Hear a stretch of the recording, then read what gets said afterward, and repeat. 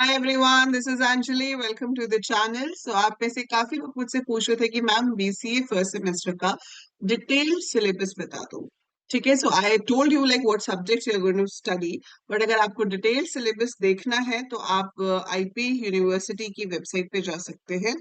ठीक है, वेबसाइट के ऊपर आपके पास स्कीम एंड सिलेबस का आपको लिंक मिलेगा on the home page itself. And if you scroll down in this, तो यहाँ पर आपको बीसीए के बहुत सारे सिलेबस दिखेंगे, तो आप इसमें कंफ्यूज मत हो जाना।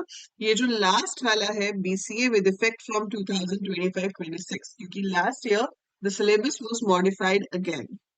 और यहाँ पर जो सिलेबस की ये पीडीएफ है, this is going to give you कि what you are going to study in the first year, semester 1 और सेमेस्टर 2 में आप क्या पढ़ोगे। ये उससे पिछले साल भी सिलेबस चेंज हुआ था, फिर अगले साल फिर से चेंज हो गया। ये सिलेबस है उन लोगों के लिए जिन्होंने अपनी बीसीए 2024 में स्टार्ट की थी, बट 2025 लाइक लास्ट ईयर जिन्होंने स्टार्ट की थी उनके लिए ये है।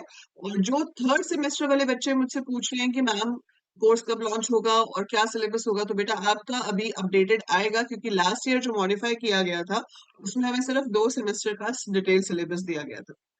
वी आर स्टिल वेटिंग कि अब चेंजेस के बाद जो थर्ड सेमेस्टर का होगा वो क्या चीज होगी, क्योंकि यहाँ से कुछ सब्जेक्ट्स यहाँ शिफ्ट कर दिए गए थे। बट चलो दैट्स अनदर थिंग।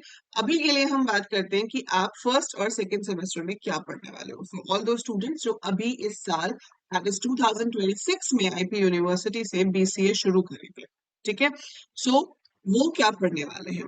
तो आपके पास जो सेमेस्टर 1 है, like I told you, there are going to be 8 subjects. ठीक है, तो आपके पास 8 सब्जेक्ट्स हैं। ये पीडीएफ आपको चाहिए तो आप मैसेज कर सकते हो, I will send you. Otherwise, it is there on the official website. You can get it from there. ठीक है जी।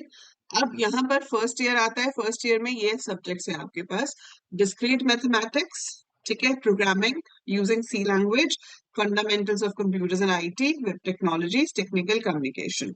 ये जो 5 सब्जेक्ट हैं इनके आपके 100 नंबर के पेपर होंगे। ठीक है, और यहाँ पर आपको इसमें डिस्क्रीट मैथमेटिक्स जो है वो आपका होगा कि इट्स लाइक मोर ऑफ की कंप्यूटर प्रोग्रामिंग मैथ्स में कैसे यूज होती है सॉल्व करने के लिए।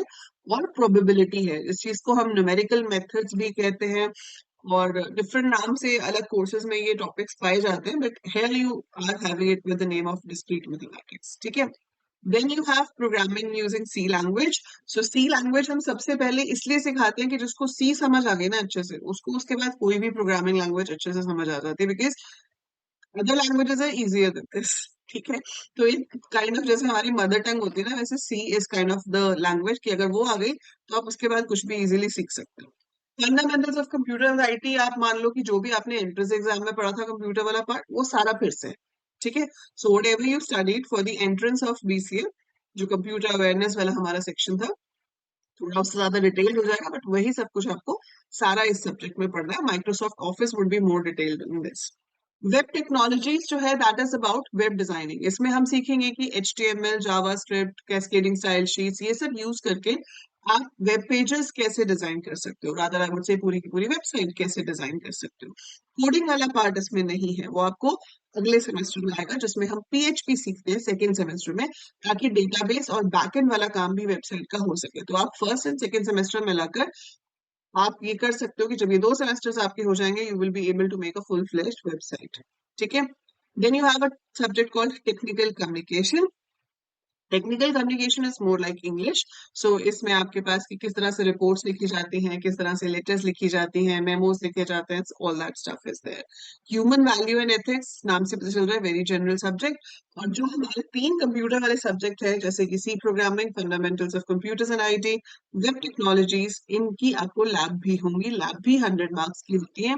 और ये जो लैब है, ये पेपर आपके कॉलेज के अंदर ही होता है, लेकिन आपको एक्सटर्नल एग्जामिनर्स यहाँ पर आते हैं। ठीक है, मार्क्स भी वहीं से जाएंगे। और ये जो थ्योरी पेपर है, इसमें 60 मार्क्स का आपका पेपर होगा, जिसका सेंटर आएगा आपको, जो सेंटर बनेगा वहां पे जाके पेपर देना होता है। तो 60 मार्क्स का आपका थ्योरी पेपर होगा, एंड 40 मार्क्स आपके इंटरनल जाते हैं। तो इसलिए आपके जो भी सेशनल्स होते हैं, जो भी क्लास प्रोजेक्ट्स होते हैं, दे आर वेरी इंपॉर्टेंट। मैं आपको स्टार्टिंग से पढ़ाऊंगी, तो हम बिल्कुल शुरू से बहुत अच्छे से करेंगे, ताकि हमारा कॉलेज में भी अच्छा बना रहे रेपो, ताकि वो 40 में से 40 भी आपको मिले, और 60 में से भी आप मैक्सिमम मार्क्स लेकर आओ, ताकि आपका CGPA अच्छा बना रहे, जो कि प्लेसमेंट्स के टाइम पे काम आता है। ठीक है जी। सो ब्रिज कोर्स इन मैथमेटिक्स सिर्फ उन लोगों के लिए है जिनके पास ट्वेल्थ में मैथ्स नहीं था, इसमें बस पास होना होता है, इसके मार्क्स कहीं ऐड नहीं होते हैं। फाइन। सो बाकी ये एनएसएस वगैरह है, that's another thing. Now in second semester what are you going to study? Again एक मैथ्स का सब्जेक्ट है, बस ये फर्स्ट 2 सेमेस्टर में ही मैथ्स है, इसके बाद आपके पास मैथ्स नहीं है। So here we have applied mathematics, ठीक है, web based programming. Web based programming जिसमें आपको बताया कि HTML CSS जावास्क्रिप्ट आप फर्स्ट सेमेस्टर में पढ़ चुके होंगे, सेकंड सेमेस्टर में हम यहाँ पे PHP पढ़ेंगे ताकि हमारा फुल फ्लेश जो वेब डेवलपमेंट है वो हो जाए। सी आपने फर्स्ट सेमेस्टर में पढ़ ली है और यहाँ आता है हमारा की सब्जेक्ट। आपने बहुत लोगों से सुना होगा, बहुत वीडियोस में देखा होगा, इसकी डीएसए बहुत अच्छी थी, इसको तो इतने एलपीए का पैकेज मिल गया, इसकी डीएसए अच्छी थी इसीलिए इसको गूगल में जॉब मिल गई। सो data structures and algorithms is DSA. So data structure and algorithm जितना स्ट्रॉन्ग बेस होगा उतनी आपकी क्रिटिकल थिंकिंग जो है वो बेटर होती है, उतने आपके चांसेस बेटर होते हैं। ठीक है, ये जो क्रिटिकल थिंकिंग है ये हम कर सकते हैं, ये एआई उतने अच्छे से नहीं कर सकता। तो जो कहा जाता है कि एआई आपकी जॉब खा जाएगा, yes for the beginners it can, लेकिन अगर आपका डीएसए प्रॉब्लम सॉल्विंग स्किल्स, आपकी क्रिटिकल थिंकिंग बहुत अच्छी है, तो आपको कोई नहीं हरा सकता, राइट? इसलिए ये बेस है, हम इसको पढ़ेंगे इस तरह से कि चलो मार्क्स तो आए होंगे ही, वो अलग बात है, बट आपकी नॉलेज के ऊपर मेरा पूरा फोकस होगा, मैं इस तरीके से कराऊंगी कि आप इतनी प्रैक्टिस करो कि ये सब्जेक्ट आपका फेवरेट सब्जेक्ट बन जाए। Then we have database management system. Database हर जगह चाहिए होता है, चाहे आप वेबसाइट बना रहे हो, चाहे आप ऐप बना रहे हो, चाहे आप कुछ भी कर रहे हो, we need to save data ताकि हम उस डेटा के ऊपर काम कर सकें। और आजकल की दुनिया में जहाँ हर चीज एआई और मशीन लर्निंग और डेटा साइंस पे बेस्ड है, तो बिना डेटा के तो काम हो ही नहीं सकता। So this subject is also very very important. इसमें आप डेटाबेस की थ्योरी भी पढ़ोगे, अलोंग विद दैट एसक्यूएल का प्रैक्टिकल भी पढ़ोगे। ठीक है, so then we have environmental studies, this is again a general thing. So 3 subjects आपके ये कंप्यूटर वाले हो गए, web based programming, data structures, database management system, तीनों की लैब भी होगी।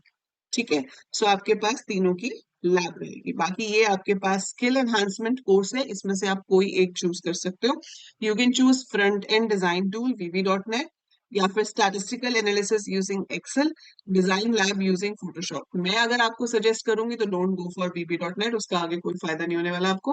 हाँ, आप स्टैटिस्टिकल एनालिसिस कर सकते हो एक्सेल से, या आप फोटोशॉप कर सकते हो, both will be of benefit. तो इन दोनों में से हम कोई भी कर सकते हैं, but VB.NET is not of much use ahead. ठीक है, सो ये आपका मेन था।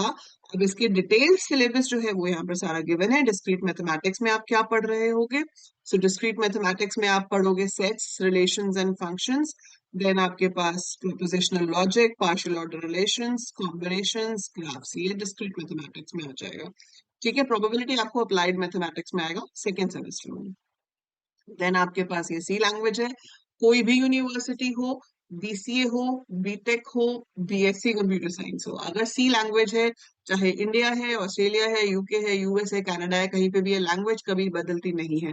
तो ये सिलेबस जो होता है ये ऑलमोस्ट हर जगह सेम ही होता है। प्रोग्रामिंग लैंग्वेज है, ये सब तो आपको पढ़ना ही पड़ेगा if you are learning that programming language. जो चीज डिफरेंट होती है वो सिर्फ the difficulty level of questions that we practice, उसमें चेंज आता है, बट ये सब तो सेम ही रहेगा क्योंकि ये टूल्स हैं लैंग्वेज के और ये आपको करने ही है।